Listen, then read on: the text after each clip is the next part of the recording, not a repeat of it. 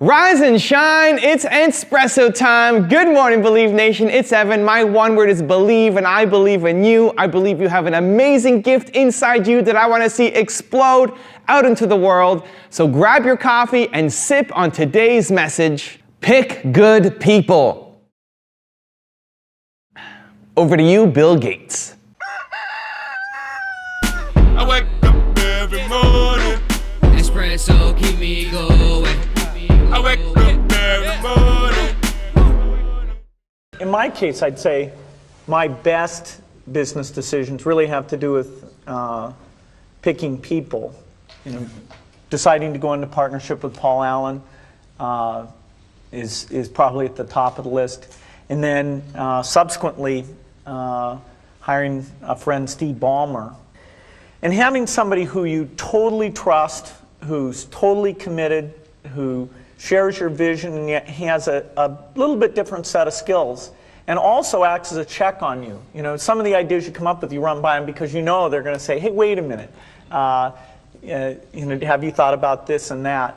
And just, the benefit of sparking off of somebody who's got that kind of brilliance, it's not only made it fun, but it's really led to a lot of success. So picking a partner is crucial. If you want to accomplish something big with your business, then you need to have a team. You just have to. Look at any of the people that you look up to. Who are your entrepreneurial heroes? Who has done what you want to do? These are the people you want to emulate and be on the same level as. Nobody did it alone. They didn't do it by themselves. They may be the face, but there's a lot of people underneath them. And so if you want to be able to take that ambition of yours and turn it into something big, it has to be with the team. It's also really important that as you grow, you're not just hiring order takers, not just hiring people to do tasks, but you're hiring people to do projects. The difference is, look at this business, Toronto Dance Salsa as an example. For me to be able to tell somebody on the team, I want to add an extra 1,000 students next semester to this business. Go do that. That's a project. Versus telling them exactly what they need to do, which is a task. If all you are doing is giving tasks instead of giving projects, then you will always be the bottleneck because everybody's always coming to you for advice and to make the final decision. What you want is people who get what you want to do, who understand the mission, who will push you and come up with new ideas because they're experts at what they do and they can take the project and run with it. That's how you have ultimate success. Now at the beginning, it's hard.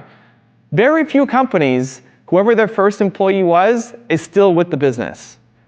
And it's not because that was a terrible employee, it's mostly because the entrepreneurs suck at managing. You can't just bring somebody on and say, great, here's all my problems, you take care of it now. That's a real person you got to deal with. You have to train them, you have to support them, you have to manage them, you have to love them, you have to care about their growth. All of those things matter, and most people at the beginning really suck at that because we don't go to school for that. We're not trained in that. Where do you learn how to be a great boss? It doesn't happen in our education system. And so you have to develop those skills. And here's the thing that holds a lot of people back. They hire somebody. The first hire doesn't work out. And then what you do is you go back to just playing small. Like, okay, I can't hire someone, it's not going to work out, so I'm just going to do it myself. And that can work. And you can forever be a small business with just yourself, doing all the work, and it'll be high quality output, but you'll never be able to do anything really big because your time is limited. You only have a certain amount of hours every single day. Don't let that first failure, that first hire not working out, prevent you from continuing the process, from hiring again. Just like chances are whoever you first dated is probably not the person you married.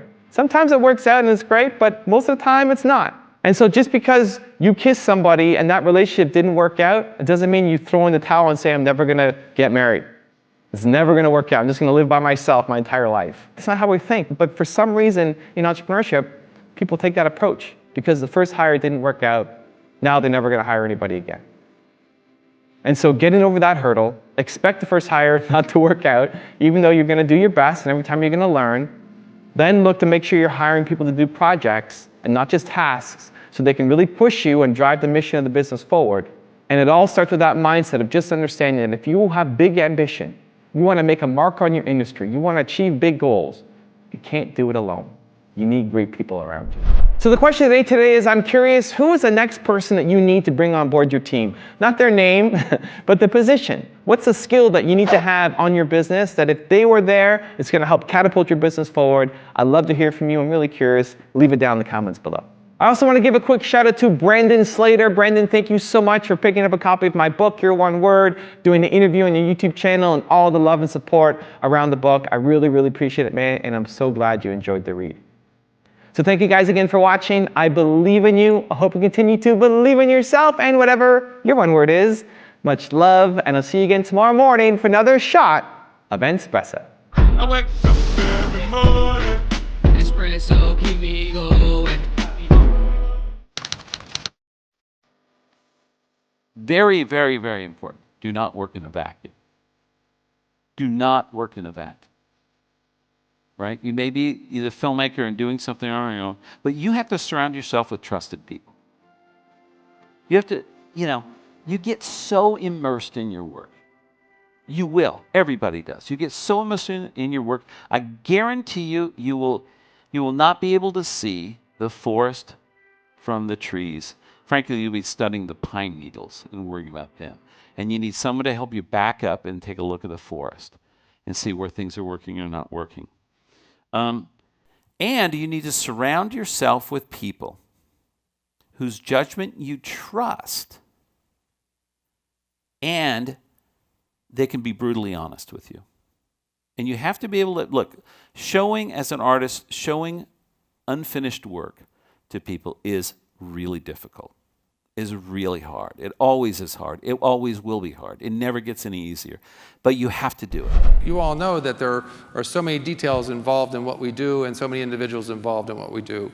So a great chef is really supported by so many others. And so I think what makes a great chef is surrounding yourself with those of like-mindedness, with a common vision, common goals, and in many ways are much smarter than you are.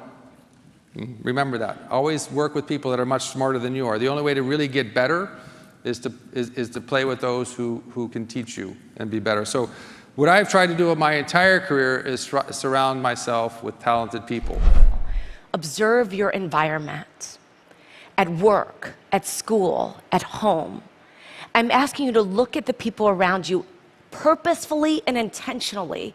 Invite people into your life who don't look like you, don't think like you, don't act like you, don't come from where you come from.